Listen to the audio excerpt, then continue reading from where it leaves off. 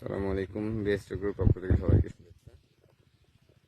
Best agro যে আম গাছ এই বছর লাগিয়েছি আম বাগানে, সেই আম গাছগুলোর বর্তমান যে পরিস্থিতি সেটা দেখাচ্ছি। 3.5 মাস হলো আর কি লাগানোর। মোটামুটি এই যে মোটামুটি বাগানে। আর আমরা এইবার এখানে যেটা হচ্ছে যে এই বছর আমরা সাথী ফসল হিসেবে এই যে মিষ্টি কুমড়া লাগিয়েছি। আমের দুই আম গাছের মাঝখানে এই যে মিষ্টি কুমড়া এইভাবে করে লাগানো হয়েছে। যেহেতু আম গাছ উঠতে দেখা গেছে যে আমাদের 1 বছর, আমরা 2 বছর মোটামুটি পাবো, রোদের অভাব হবে না, আলোর।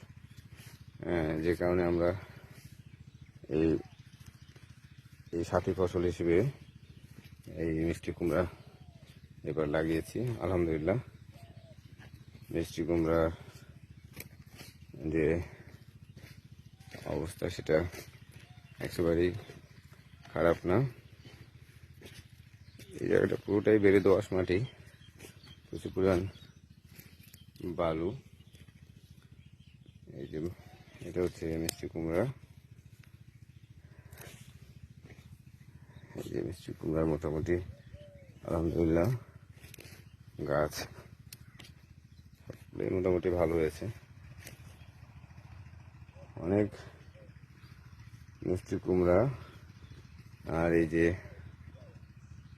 আম গাছ, এই যে মাঝখানে মিষ্টি কুমড়া, আবার আম গাছ, আবার মিষ্টি কুমড়া, এভাবে করে মোটামুটি সমস্ত প্রজেক্ট এভাবে করে লাগানো হয়েছে মিষ্টি কুমড়া এবং আম গাছ।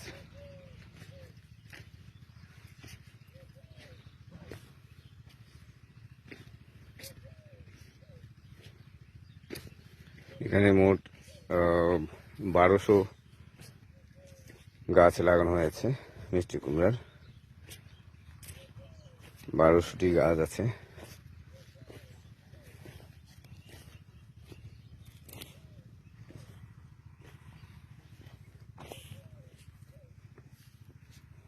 আলহামদুলিল্লাহ অনেক ভালো হয়েছে। এগুলো নাসিক প্ল্যান্টের চারা।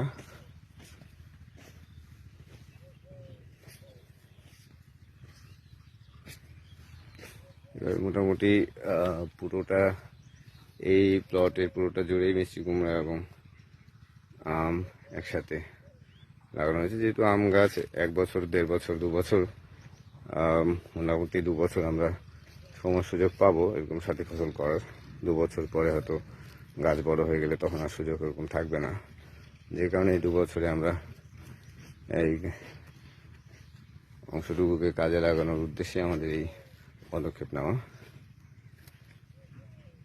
তো যাক, এই আর কি আমাদের যে প্রজেক্ট সেটির বর্তমান অবস্থা। আমাদের ওই পাশে হচ্ছে ম্যাচিউর বাগান, যেটা আগে, আর এটা তো নতুন বাগানটি, এর আগে আপনারা দেখেছেন।